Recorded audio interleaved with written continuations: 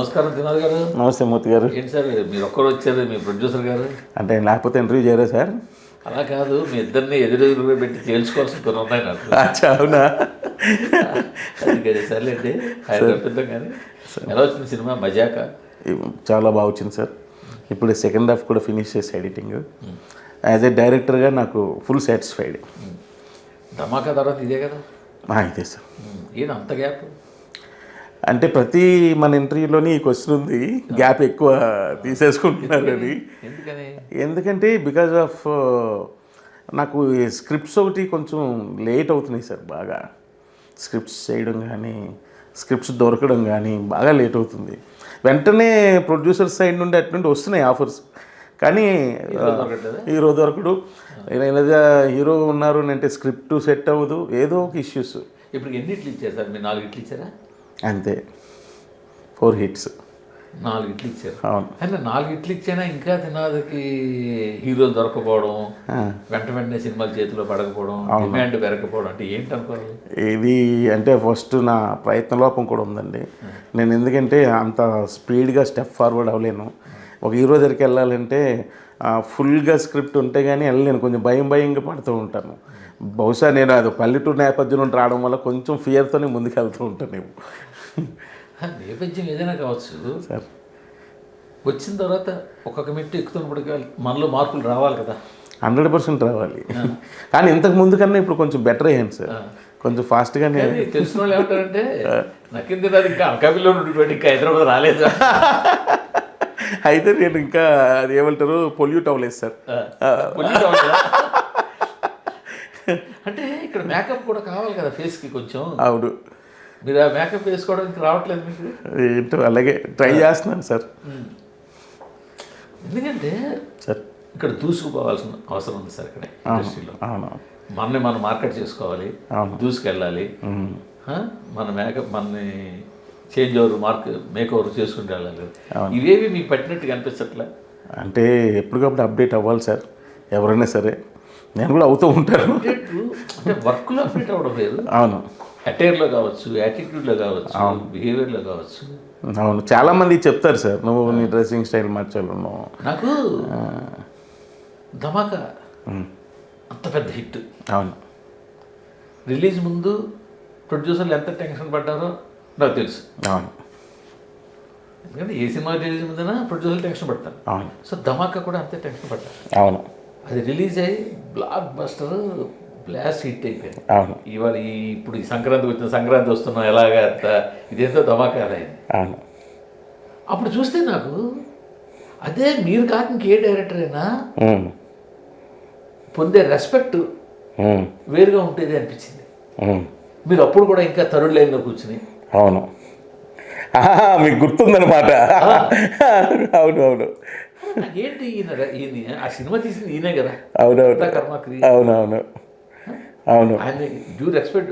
ఇంకోళ్ళు అయితే స్టేజ్ మీద ఎత్తేసి డైరెక్టర్ని ముద్దులు పెట్టేసుకుని, డైరెక్టర్ని సంకరెత్తుకుని, డైరెక్టర్కి కార్లు ఇచ్చి ఇంత అడవులు చేస్తారు మిగతా డైరెక్టర్కి.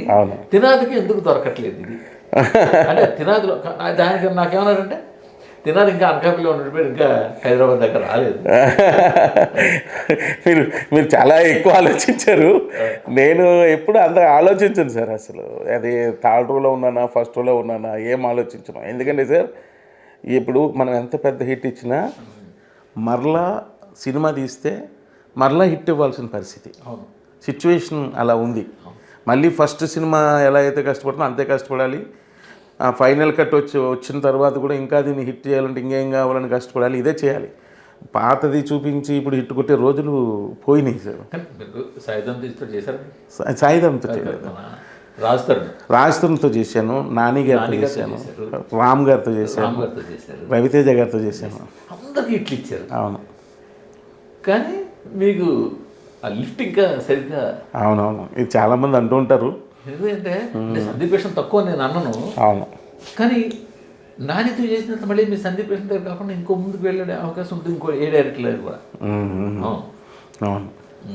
సో యాక్చువల్గా దాని తర్వాత ఇంకొక హీరోకి వెళ్ళాలి, ఇంకొక పెద్ద హీరోకి వెళ్ళాలి, ఇలా అని అందరూ కెరియర్కి ప్లాన్ చేసుకుంటారు. 100% ఏ డైరెక్టర్ అయినా ఇంకా పెద్ద హీరో కింద మీరు కూడా ప్లాన్ చేశారు కదా, చిరంజీవి గారి దగ్గరికి వెళ్ళారు. చిరంజీవి గారి దగ్గరికి ఇదే స్క్రిప్ట్ వెళ్ళింది సార్. అయితే నేను చిరంజీవి గారి దగ్గరికి నేను వెళ్ళలేదు.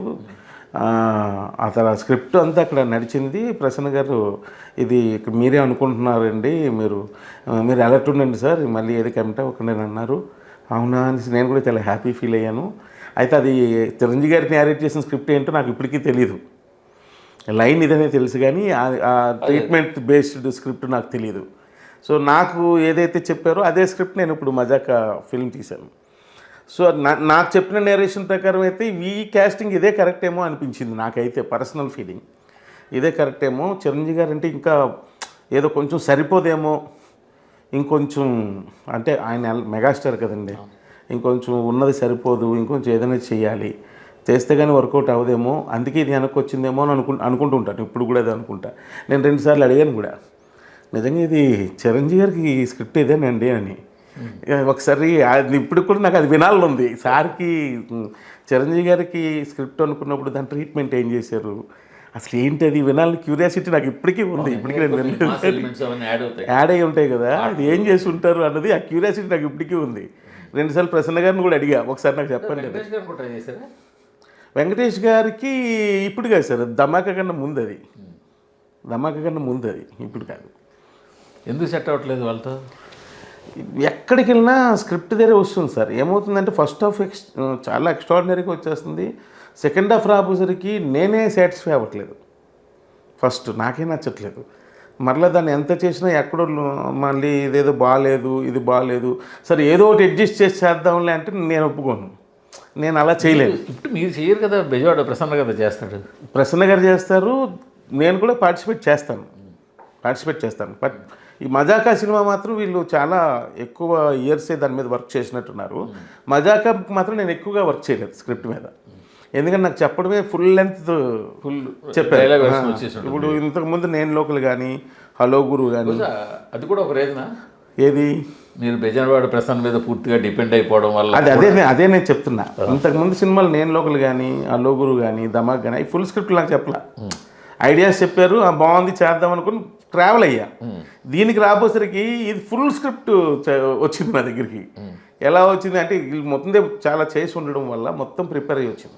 కాబట్టి ఈ స్క్రిప్ట్కి ఎక్కువగా నేను పార్టిసిపేట్ చేయలేదు. అంటే ఇది ప్లస్ అవుతుంటారా మైనస్ అవుతుందంటారా? ప్లస్ అవుద్దండి, బాగుంది. అంటే 3 మీ దగ్గరికి ఓన్లీ సబ్జెక్ట్ వచ్చి మీరు కలిసి కూర్చుని చేసాం, స్క్రిప్ట్లు తయారు చేశారు. 3 బ్లాక్ బస్టర్లు అయ్యి. అవును. ఇప్పుడు మీరు వాళ్ళ స్క్రిప్ట్ మీరు టేకప్ చేశారు.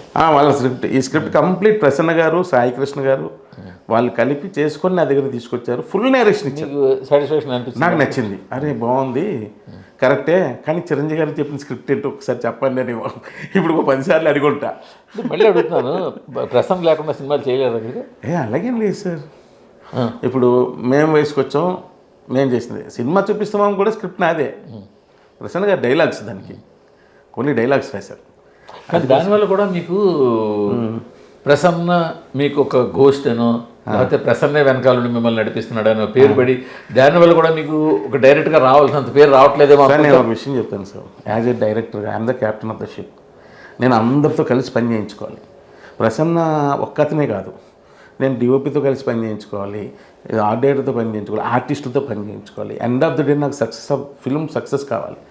నాకు ఫిల్మ్ సక్సెస్ అవ్వడం కోసం నేను ఎవరితోనే పని చేస్తాను సార్. కానీ సెట్లో మొత్తం ప్రసన్నే చేస్తున్నాడు అని కలర్ రాకూడదు కదా? ఎక్కడ రాదే, అసలు ఉండదు. ఆయన ఓన్లీ ప్రసన్న గారి డైలాగ్, ఆయన మచిలీపట్నం, అది మీరు ఆర్టిస్టులు కూడా మీరు సీన్ పేపర్ చదివితే మనకు అర్థం కాదు, ఇందులో కామెడీ ఏముంది అని ఉంటుంటుంది. అదే స్లాంగ్లో చదివితే మనకు అర్థం అవుతుంది, అరే ఇది బాగుంది అన్నట్టుంటుంది. అందుకని ఆయన ఉండాలి అంటాను, కంపల్సరీ మీరు ఉండాలండి. మీరు ఏ యాసలో అయితే చెప్తారో అదే యాసలో ఆర్టిస్ట్ చెప్పాలి, లేకపోతే అది వర్కౌట్ అవ్వదండి అని. అంటే మీరు ఇండస్ట్రీలో ఇంకెన్నాళ్ళు సినిమాలు చేసినా మీతో కూడా ప్రసన్న ఉండాల్సిందే? అదేం లేదండి, అదేం లేదు. మంచి స్క్రిప్ట్. ప్రసన్న గారు కూడా అదే చెప్తాను. ప్రసన్న గారు ఎప్పుడు అంటుంటారు ప్రతిసారి ఇలా వస్తుందండి మన కాంబినేషన్ అది అని. నేను ఒకటే చెప్తాను, ప్రసన్న గారు నేను బయట సినిమాలు చేస్తే నేను చేసుకుంటా, బట్ మీరు సినిమాలు తీసుకొచ్చి ఆ స్క్రిప్ట్ నేస్తే నేను మీది కూడా చేస్తాను. మీరేం భయపడకండి, ఇంక నాకు చేయడు ఇలాంటివి ఏం అనుకోకండి. We have the good relationship between both of us. అది అలాగే మెయింటైన్ చేద్దాం. మంచిదే కదా, సక్సెస్లోనే ఉన్నాంగా, ఫెయిల్ అయితే అవ్వట్లేదుగా. మీ దగ్గర ఈ థ్రెడ్ కూడా ఇంచుమించు ఒకటే థ్రెడ్ ఎప్పుడు అటు ఇటు మారుస్తుంటారు. రాజధానితో చేసిన, రామ్తో చేసిన. అంటే నేను ఎప్పుడూ ఒకటే అనుకుంటాను సార్, అంటే ఏదైనా పాయింట్ ఏదైనా కావచ్చు, అది ఏదైనా కావచ్చు, బట్ అది నడిపించే ఒక నడక ఉంటుంది సార్, ఒక పాత్ దారి, అది మాత్రం ఒక కమర్షియల్ ఫిల్మ్కి కావాల్సిన అంగులన్నీ కూడా ఏ ఫార్మాట్లో వెళ్తే ఇది వర్కౌట్ అవుద్ది అన్నది నేను మెంటల్గా నాకు ఒక ఫార్ములా ఉంది సార్, దాని ప్రకారం సెట్ చేసుకుంటాను సార్. అంటే అంటే అదే కథను తిప్పి తిప్పి మళ్ళీ ఫార్ములా చూడ. అదే అంటున్నాను, కథ వేరు కానీ వెళ్ళే దారి ఒకటే. అలాగే ఒక పెద్ద character, hero character, senior character, అది కూడా కాదు, way of telling of the story. ఇప్పుడు ఇందులో కూడా పేపర్ మీద ఉన్నదాన్ని స్క్రీన్ మీదకి తీసుకొచ్చే పద్ధతి ఒకటి ఉంది చూసారా, 100% దాన్ని నేను ఫాలో అవుతాను. ఎందుకంటే ఐఎమ్ ఏ బెస్ట్ ఆడియన్ అని నా ఫీలింగ్. నేనేమి పెద్దగా ఎవరి దగ్గర అసిస్టెంట్ డైరెక్టర్గా ఏం పని చేయలే, నేను సినిమా చూసి డైరెక్టర్ సినిమా తీయడానికి వచ్చేసాను. సో కాబట్టి నాకు ఇవన్నీ తెలియదు, ఓన్లీ నేను ఏంటైతే థియేటర్లో సినిమా చూసినా అదే సినిమా అని ఫీలింగ్తోనే ఉంటాను. సో అదే తీస్తుంటాను అంతే. ధమాకా లాంటి హిట్ ఇచ్చిన తర్వాత రవితేజ్ మళ్ళీ మీకు మనం సినిమా చేద్దామని అడగలేదేమని? అంటే రవితేజ గారిని నేను అడిగాను సార్, ధమాకా అయిన తర్వాత దిల్ రాజు గారు ఒక స్క్రిప్ట్ చేయమన్నారు, ఒక లైన్ చెప్పి దీన్ని చేయాలి త్రినాథన్ అంటే చేశా. నేను 3-4 months స్క్రిప్ట్ చేసి రాజుగారు ఫుల్ హ్యాపీ ఫీల్ అయ్యారు. ఇది ఎవరికి బాగుంటుంది అది ఇది అంటే అందరూ ఒకేసారి రవితేజ గారి పేరు చెప్పారు. రవితేజ గారికి అప్పుడు నేను నరేషన్ కూడా ఇచ్చా, వెళ్ళిన తర్వాత రవితేజ గారు కూడా బాగా నచ్చింది, అబ్బాయి బాగుంది, అబ్బాయి బాగా చేసేవాళ్ళు. అది చేస్తాం సార్, త్వరలో చేస్తాం. అంటే వెంటనే ఎందుకు ఒకటి ఏదో చేసి ఒకటి చేద్దామన్న ఉద్దేశంతో ఆగాం, బట్ చేస్తాం త్వరలో. ఆ స్క్రిప్ట్ అయితే బౌండెడ్ స్క్రిప్ట్ రెడీ అయి ఉంది సార్, చేస్తాం త్వరలో చేస్తాం. ఇప్పుడు సందీప్ కిషన్తో ఈ సినిమా చేస్తున్నారు కదా సార్, ఎలా ఉండబోతాం సినిమా? Complete entertainer sir, complete entertainer.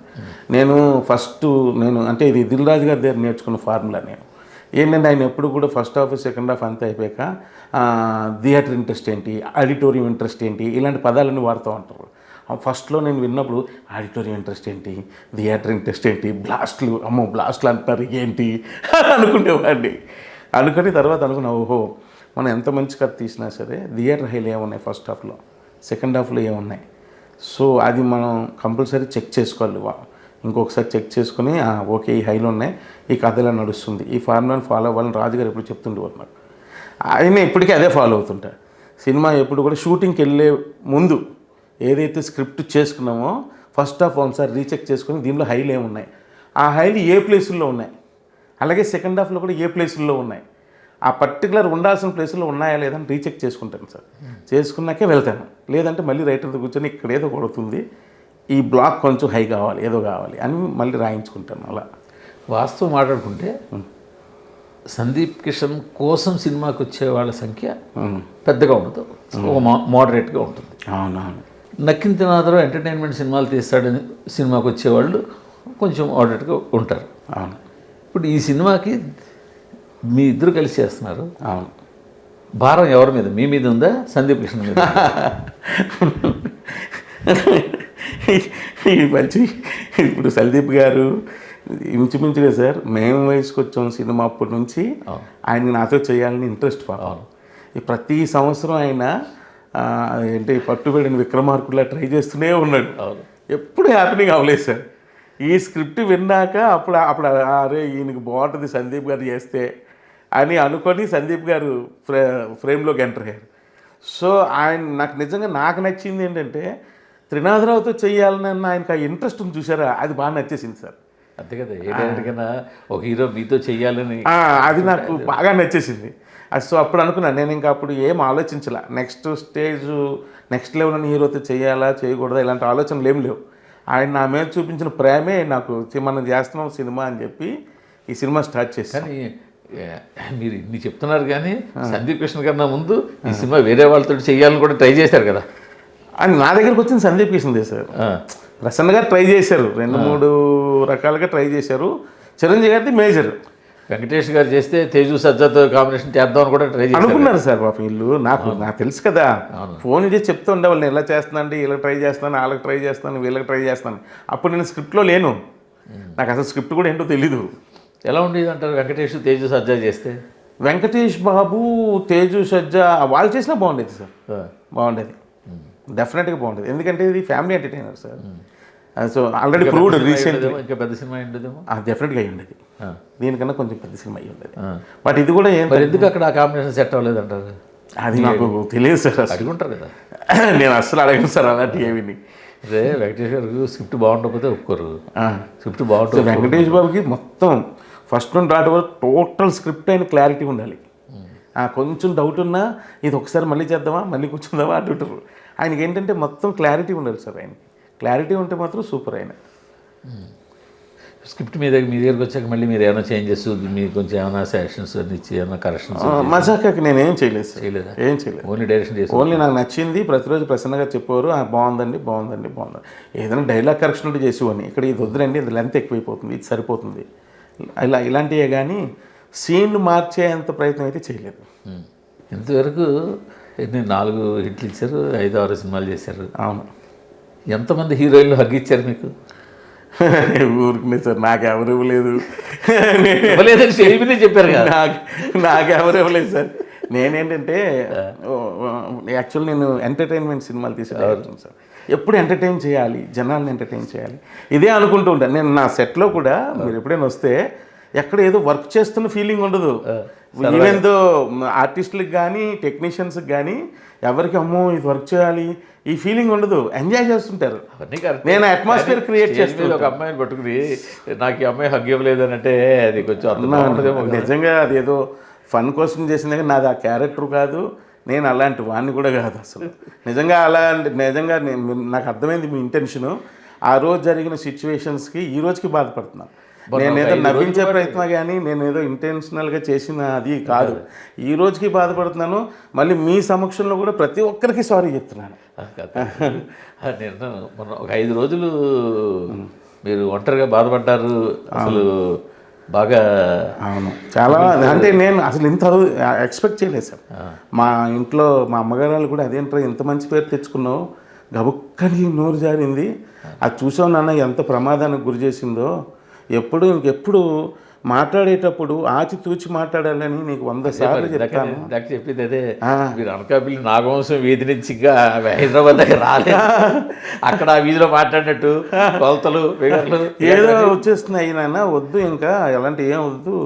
నేను అసలు చాలా ఫీల్ అయిపోయాను, నాకు అసలు ఎక్స్పెక్ట్ చేయలేదు. సో నిజంగా really I'm very very sorry అమ్మా తల్లులు అందరూ కూడా. నేను అలాంటి మనిషిని కాదు, మీరు దయచేసి క్షమించండి. అలాంటి నన్ను పెద్ద మనసుతో క్షమించండి. మీకు అలాంటి మనిషి కాదు, నా అందరికి తెలిసిలేదు. అదే మీరు ఫేస్కి మేకప్ వేసుకోరు, కూడా మేకప్ అని పెట్టుకు తిరగరు. మేము డైరెక్టర్ మాకెందుకు మేకప్? అదేంటి ఈ మధ్య డైరెక్టర్లు అంతా మేకప్ మ్యాన్ కూడా పెట్టి తిరుగుతున్నారు, మేకప్ వేసుకుంటున్నారు. అంటే ఇంటర్వ్యూస్కి వస్తున్నారు కదా సార్, అందుకే వేసుకుంటున్నారు. మీరు అది కూడా చేయరుగా? మూర్తి గారితో కదా అని చెప్పి కొంచెం ఏం లేకుండా వచ్చా. మీ ప్రొడ్యూసర్ గారు ఒకసారి వచ్చారు, టైంకి వచ్చారండి. సార్ రాజా గారు, మీరు ముందు నుంచి ఉంటే బాగుండేది. నేనైతే ఇప్పుడు చెప్పండి, ఈయనతో మీ వర్కింగ్ డైరెక్టర్ గారితో ఫుల్ హ్యాపీ సార్.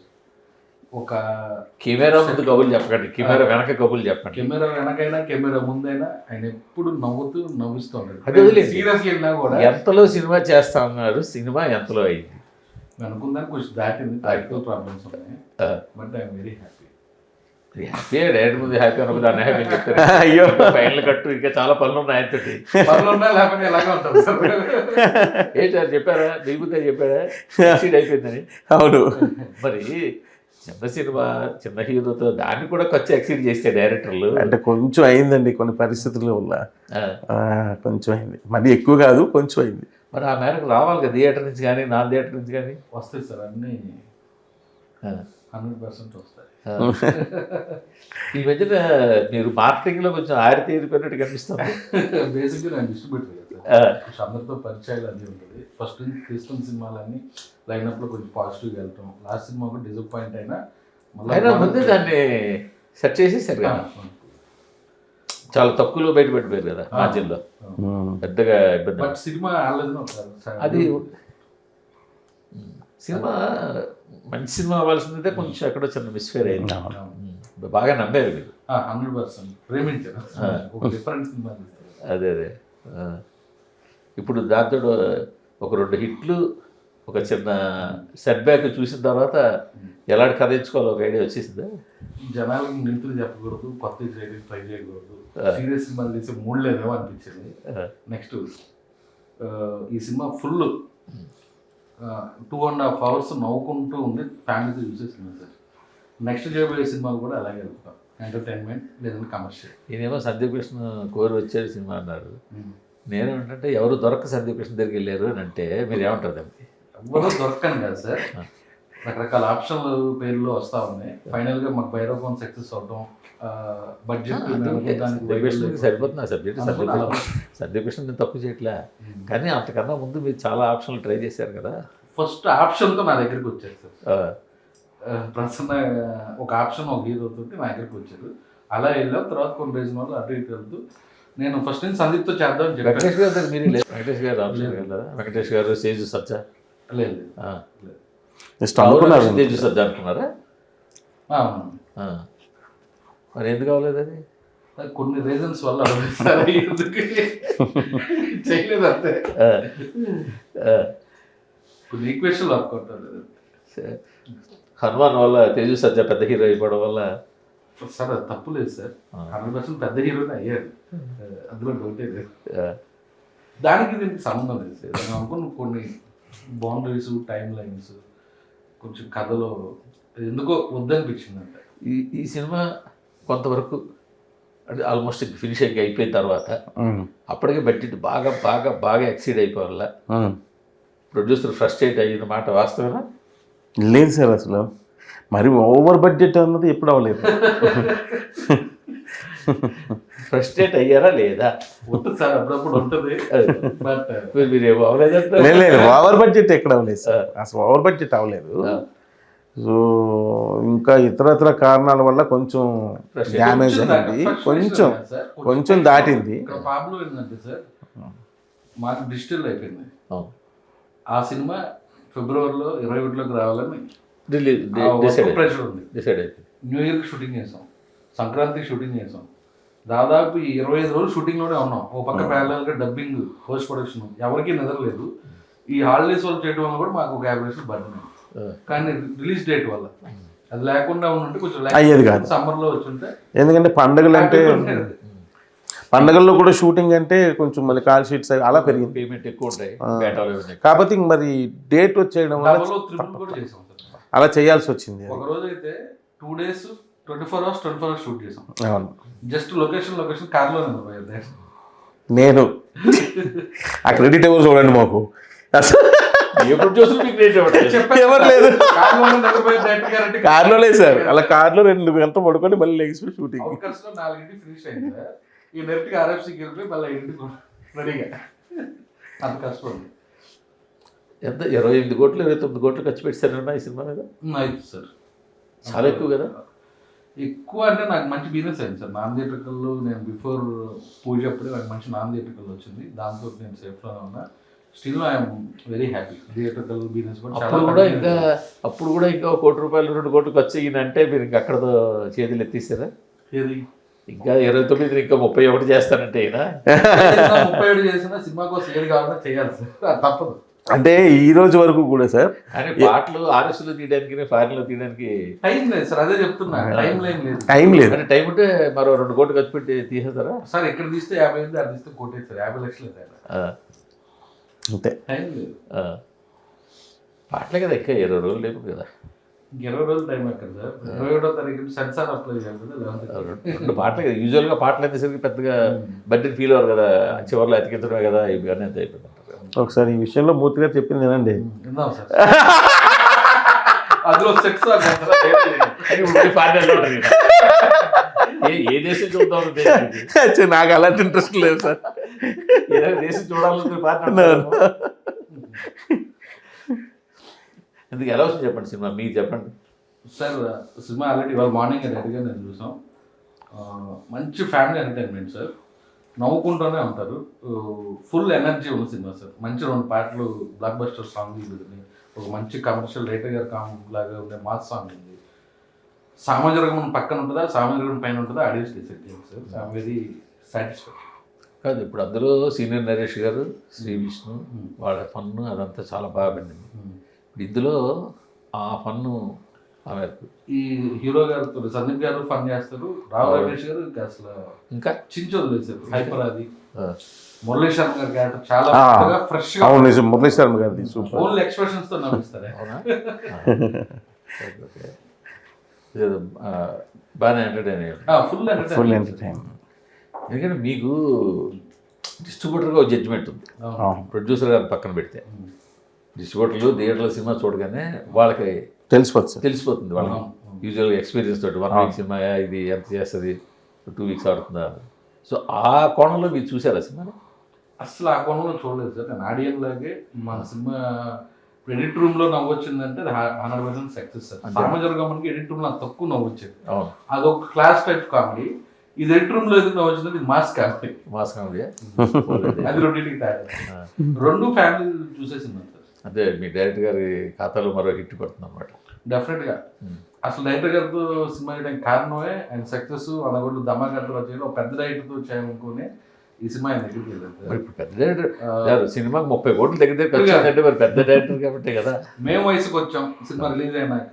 అప్పటికి జస్ట్ ఆయన ఎవరో తెలియకుండా ఫ్రెండ్ ద్వారా వెళ్ళి కలిసాక కలిసి మీ సినిమా నాకు బాగా నచ్చిందని 3 సార్లు చూసాను. అలా అలా ఒక ఇష్టం ఉండేది ఆయన మీద, అది నాటికి తీరింది. మీరు ఇందాక అడిగిన ప్రశ్నకి ఇది ఒక సమాధానం ఏంటంటే, ఈయన ఇంకొక ఫ్రెండ్ని పెట్టి ఇలాగా మేము వేసుకొచ్చిన డైరెక్టర్ నన్ను కలిపి ఇవ్వాలి అంటే, అయ్యో నాకు తెలుసు బాగా పరిచయం చేస్తాను అని తను ఎలాగైనా కలవాలన్నది ఈయన ఇంట్రెస్ట్. ఈయన డైరెక్టర్ అంటే ఒక ఊహలో ఉన్నారు ఇందాక మీరు అడిగినట్టు కదా. టక్కని వీళ్ళు వస్తూ అది కూడా డైరెక్టర్ గారు వెళ్ళారంట. ఎక్కడ మన ఫిల్మ్ నగర్ అపోలో డౌన్ ఉంది కదా, నేను ఒక్కనే అప్పుడే సిటీ బస్సు దిగి నడుచుకొని వచ్చేస్తున్నారు.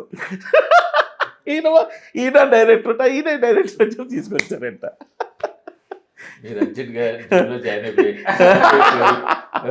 మంచి జీన్ ప్యాంటు టీషర్ట్ వేసి మంచి రేబార్ గ్లాస్ గెటప్ మార్చేయాలి. మీరే తీసుకోండి. నేను డైరెక్టర్ అదే ఫస్ట్ టైం డైరెక్టర్ నిలబడతాను. డైరెక్టర్ అంటే ఈరోజు మంచి బిల్డప్ అది ఇది ఇలా ఉండదనుకుంటే రోడ్డు మీద నడుచుకుంటే ఆయన ఏడు వచ్చింది ఇలా మాట్లాడుకుంటూ నడుచుకుంటే నేను షాక్ అయ్యా. అంటే అంటే మీరే మార్చి ఇప్పటికే అలాగే ఉన్నారు సార్. ఆయనలాగే ఉంటున్నాడు. ఆయన సినిమాలు బాగుంటున్నాయి చాలు. ఎప్పుడు నవ్వుతూ నవ్విస్తుంటారు సార్. కానీ ఎప్పుడన్నా కోపం వస్తుంది, ఈయన ఇంతవరకు నాకు కోపం ఉంది. కోపం ఫ్రస్ట్రేషన్ వస్తుంది. కాదు ఇది లాక్ చేస్తున్నారు ఈయన ఏమన్నా మరో సినిమాకి ఏమైనా లాక్ చేస్తున్నారు? డెఫినెట్గా వర్క్ చేయాలి సార్. డెఫినెట్గా మజాక్ 2 అయితే ఆల్రెడీ కథ ఉంది. అబ్బో అది అనుకోకుండా జరిగింది సార్. సినిమా చూస్తున్నాం సార్. సినిమా చూసి ఫైనల్గా ఒక్క షాట్ ఇలా చూసాం. చూడగానే ఇదేంటిది లీడ్ టు మజాక 2లా ఉంది అన్నా నేను స్పాట్లోనే షూట్ చేస్తున్నప్పుడే. అనగానే టక్మని అక్కడికక్కడే ఇది ఇలా కథ ఉంటే ఇలా ఉంటే బ్రహ్మాండంగా ఉంటుంది అనగానే ఇమ్మీడియట్గా వీళ్ళందరూ రియాక్ట్ అయిపోయారు. అవును నిజమే కదా, ఐడియా బాగుందని. సో అప్పుడు అనుకున్నాం మజాక 2 చేద్దామా అని. అంటే ప్రొడ్యూసర్ గారు కూడా సార్ నేను రెడీ అన్నారు వెంటనే. అంటే సరే చూద్దాం, ప్లాన్ చేద్దాం మజాక 2 కూడా అన్నమాట. మీరు వేరే ఊరి నుంచి ఒక నటిని తీసుకొచ్చి షూట్ చేసి తెరేసి ఎడిట్లో మొత్తం సీన్లన్నీ తీశారట. వేరే ఊరు నుంచి నటియా ఈ సినిమా సార్? వేరే ఊరు ఏదో తీసుకురావడం, సినిమాలో పెట్టడం, షూట్ చేయడం, తెరా చేసి ఎడిట్లో మొత్తం సీన్లన్నీ తీసేశారని. ఎవరు సార్? ఆ ఖర్చు అంతా వేస్టే కదా. మూర్తి గారికి మాత్రమే తెలుసు. ఏమో నాకు కూడా ఐడియా లేదు సార్. ఖర్చు అంతా వేస్టే కదా. ఏమో నాకు ఐడియా లేదు. ఇప్పుడు వేరే ఊరి నుంచి నీకు యాక్షన్ వేషం ఇస్తారని రప్పించిన తర్వాత తీసేస్తే వాళ్ళు డిసప్పాయింట్ కూడా అవుతారు కదా. ఇన్ఫర్మేషన్ మీ ఎంక్వైరీకి వద్దండి బాబాయ్. ఓకేనా? అసలు నాకు ఐడియా లేదు. ఆ ఉదంతా మీకు తెలియదు నాకు అర్థమైంది. అదే నాకు తెలియదు. మీ వెనకాల తిరిగిపోతున్నాయి. అవునా? చూసుకోండి, ఎందుకంటే బ్యాడ్ నేమ్ రావచ్చు దానివల్ల. ఇప్పుడు మీరు తెలియకుండా ఎవరో మీ సినిమాలో వేషం ఇస్తామని చెప్పి రప్పించి వేషం చేసేసి తేడా చేసి ఎడిట్ రూమ్లో పెన్ డ్రైవ్ కట్ చేసేస్తే అస్సలు నాకు తెలియదు. వాళ్ళ ఇండస్ట్రీ ఇదివరకులా ఉండలేదంటే ఏ మూల నుంచి ఏ ఆరోపణ వస్తుందో ఎప్పుడు వస్తుందో ఎవరికి తెలియదు. అసలు జాగ్రత్తగా ఉండండి. ఇది నాకు అసలు తెలియదు సార్. ఆన్సర్ కూడా రాట్లే.